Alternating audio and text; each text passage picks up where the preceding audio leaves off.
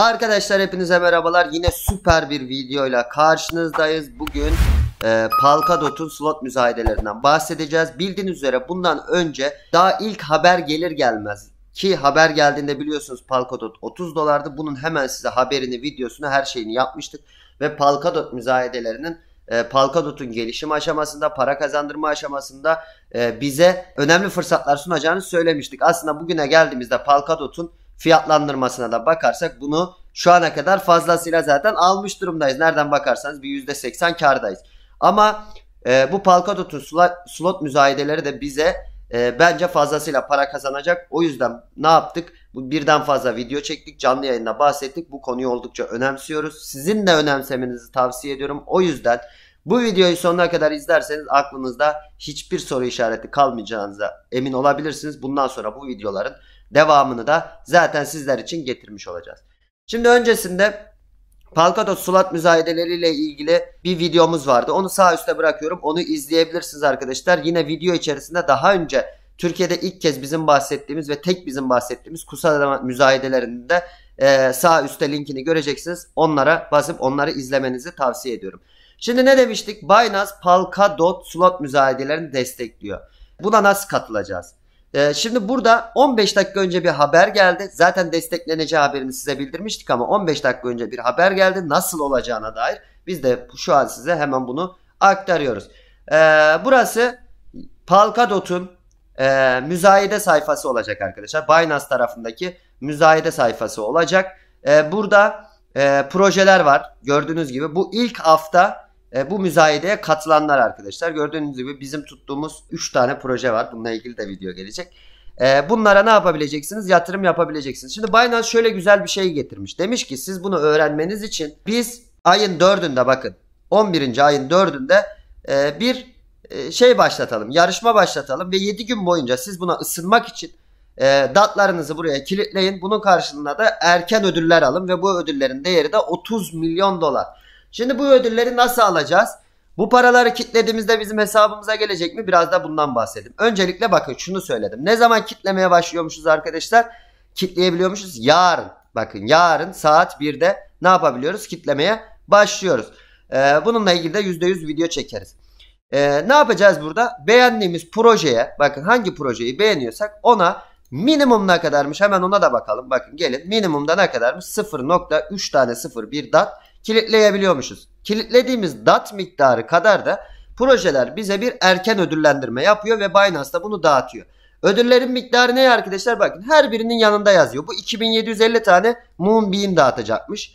Mesela bu 500 USDC dağıtacakmış arkadaşlar. Bakın bu para dağıtıyormuş direkt olarak. Bunların hepsi ne yapıyor? Kendi coinlerini dağıtıyor. Siz de hangi projeye yatırım yapıyorsanız erkenden yaparsanız, yani normalde ne zaman başlıyordu? 11'inde başlıyordu ama 4'ünden 11'ine kadar erken yatırım yaparsanız bu ödüllerden faydalanabileceksiniz. Minimum 0.301 DAT olarak payınız da dediğim gibi toplam yatırılan, o projeye toplam yatırılan DAT miktarına göre eşit olarak paylaşılacak. Ve buradaki staking sayfasında arkadaşlar gördüğünüz gibi Climb özelliği sayesinde günlük olarak ne yapabileceğiz? Bu ödülleri çekebileceğiz. Bu ödülleri çektiğimiz zaman da direkt olarak spot hesabımıza yansıyacak.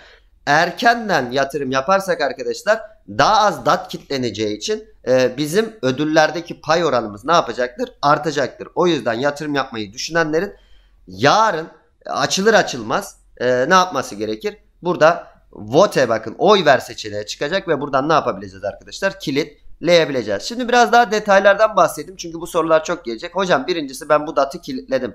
Bu hazırlık süreci ya. Ben 7 gün sonra aslı başladığında ben bunu çekebilir miyim diye sorarsanız hayır arkadaşlar, çekemezsiniz. Yani bu hazırlık sürecinde aslında 11'inde başlayacak müzayedelere ne yapıyorsunuz? Yatırım yapıyorsunuz. Müzayedeye aslında o projeleri desteklemiş oluyorsunuz. Yani yarından başlayarak burada kilitleyeceğiniz DAT'ları ne yapabiliyorsunuz? 7 gün sonra unstake yapamıyorsunuz. Nasıl bir özellik var? Diyelim ki bakın burada bütün detaylar var. Bunun linkini de aşağı bırakacağım ama size yine açıklayayım.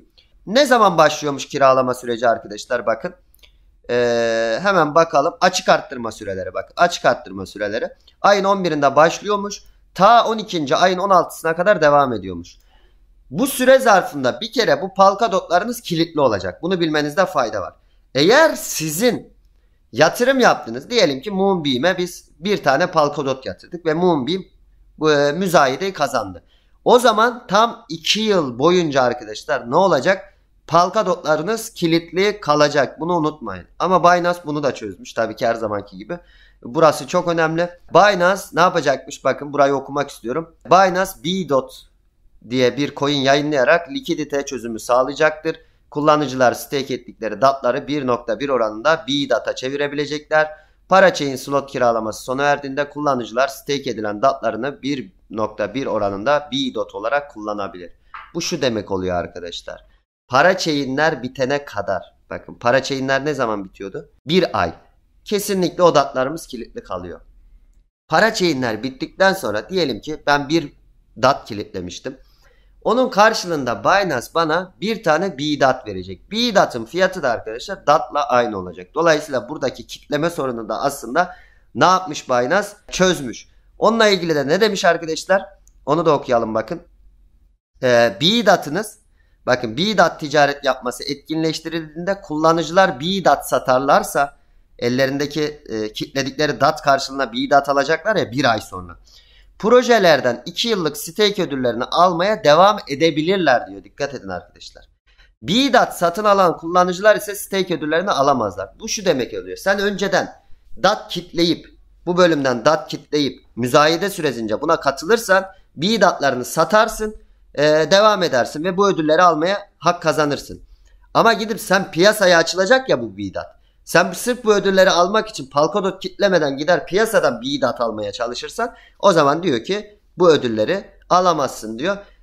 Bunun dışında verebileceğim bir detay var mı? Yok. Dediğim gibi şuraya çok dikkat edin. Bakın çok dikkat edin. Yarın bak tam burada yazıyor.